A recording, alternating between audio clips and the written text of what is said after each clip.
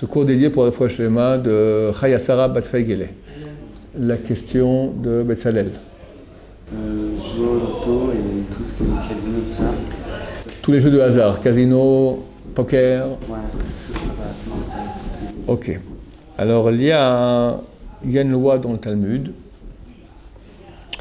que ceux qui gagnent leur vie en Mesachek Bakoubiya, en jouant au dé, et Mafrechayonim, et en faisant des courses de pigeons,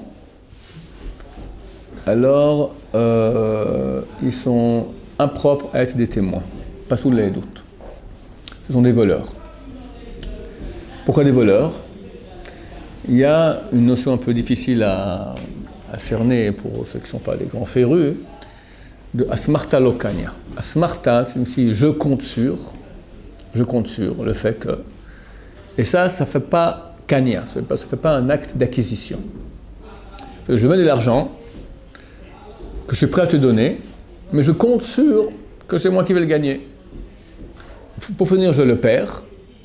Alors le fait que je suis d'accord de te le donner, en cas où c'était toi qui gagnais, moi qui perdais, en fait je ne suis pas d'accord.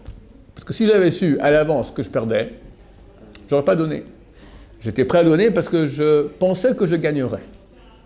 Et je suis d'accord, je sais bien que tu peux toi gagner et moi perdre. Les gens répondent, je suis d'accord de perdre. C'est pas vrai, tu n'es pas d'accord de perdre.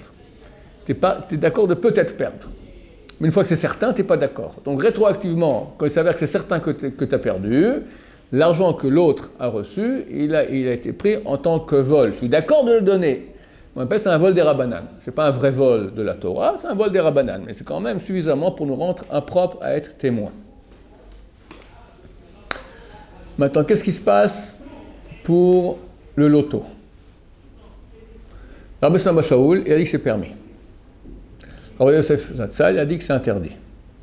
Le petit-fils de Rabbi Yosef a écrit dans une Choveret, je crois, qui s'appelle Beth Hillel, que son grand-père, à la fin de la fille, s'est rétracté. Il a dit que c'est permis. Ah, mais la Gemara dit que c'est interdit. Alors il y a un chiluk, il y a une nuance, laquelle?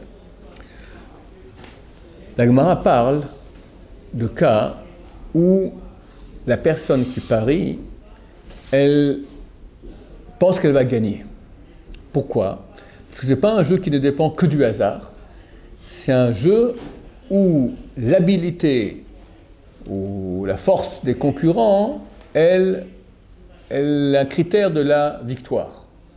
Alors on ne parle pas des dés comme on en a nous aujourd'hui. Tu ne peux pas aujourd'hui jouer au dés et faire 6-6 comme ça. Un type qui s'y connaît très bien ne va pas faire plus 6-6 qu'un type qui ne se connaît pas. C'est des dés différents, un système de jeu différent qu'on appelle ça Mesachek Bakoubiya. Ce n'est pas ce qu'il y a aujourd'hui, comme ça expliquent les décisionnaires. Par exemple, Par exemple, prenons l'exemple de la Gemara, on parle des courses de pigeons, d'accord? Courses de pigeons, chacun entraîne son pigeon. Maintenant, lui, il sait bien voir un pigeon, un mauvais pigeon, il le voit un peu voler, il voit les musclés, tout ça, et lui, il parie, c'est comme les chevaux, d'accord? Les chevaux, il y a des articles, des machins, des connaisseurs, on le regarde, on l'analyse. Le tiercé, le football, d'accord? Tout ça, des choses comme ça. Ça existe, le tiercé du football, le tiercé des chevaux? Bon, du football, ok, tout cela, toutes ces choses-là où c'est pas le poker.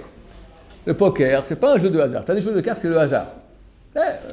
Celui qui sort un as, ok, celui-là a gagné. Bon, on ne sait pas. Mais le poker, il y a ici de l'habilité, il y a du jeu, il y a du mensonge, il y a toutes sortes de... Tu la joues comme si, n'est-ce pas? Les échecs, idem. Les dames, enfin, presque tous les jeux qui font intervenir une habilité, dextérité, intelligence, force des concurrents, comme les courses, etc. Donc tout cela, c'est interdit. Là, c'est interdit. Pourquoi? Parce que le type qui a mis l'argent était convaincu qu'il gagnerait, parce qu'il se sent habile. Et quand, pour finir, il perd, alors il perd de façon injuste. Bien sûr, il dira non, c'est juste, parce que mais c'est quand même bizarre, il ne s'attendait pas à cela. Donc il y a du vol. Par contre, si c'est clair que c'est un jeu complètement dû au hasard, là, il n'y a aucun problème de asmarta lokania, parce qu'on sait que ça ne dépend pas de moi, ça dépend du hasard. Donc je sais que j'ai de fortes chances de perdre. Donc le loto, la loterie, qu'est-ce qu'il y a encore? Tous les jeux, la tombola, la roulette, toutes ces choses-là.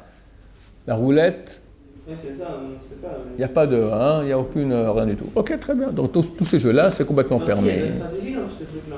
Hein? Il y a de la stratégie. Ah, c'est une stratégie, alors non? Mais le pronostic, c'est-à-dire, c'est Loto, il y a pas pronostic. Dans la loterie? Non, par exemple, la roulette, on ne sait pas la boule, elle va dire sur quel chiffre. mais je sais que bon, si là j'en mets entre deux chiffres, je vais gagner un tel. Ok, alors ça va pas. Dans ce cas, ça va pas. La roulette, ça va pas. Mais quand c'est un jeu uniquement dû au hasard, alors c'est permis. Quand c'est pas dû uniquement au hasard, et même quelqu'un m'a posé la question dernièrement, en famille on joue en été maintenant pour un demi-euro, d'accord, on joue en famille comme ça au poker. On peut jouer? Non, on peut pas. On peut pas. À moins que c'est un jeu qu'on sait que l'argent n'appartient pas, on remet tout ensemble et c'est juste, on met de l'argent, on peut mettre aussi des petites pastilles, d'accord. Mais si l'argent qu'on met, on le perd et l'autre le gagne, alors ça devient du Gezel Rabbanan qui nous rend impropre à être témoin. Attention, nous rend impropre à être témoin, on est voleur déjà, voleur des Rabbanan, et nous rend impropre à être témoin si c'est notre seule source de gain. Quelqu'un qui joue n'a pas la valeur de l'argent. Alors là, il ne peut pas être témoin parce qu'il n'a pas la valeur de l'argent, donc pour lui, ce n'est pas si grave s'il rabote quelques milliers d'euros par-ci, par-là. Vous avez une question? Non. Donc, le seul problème, c'est s'il en fait son gagne-pain. Pour être pas sous les doutes, pour être. S'il joue comme ça, c'est un voleur quand même. Oui, mais un voleur de Rabbanan. Il n'y a pas de problème. Il n'est pas sous le de Roatel, il n'est pas sous le de Rabbanan. Comme ceux qui ont un smartphone. Comme ceux qui ont un smartphone. Baruch Adonai,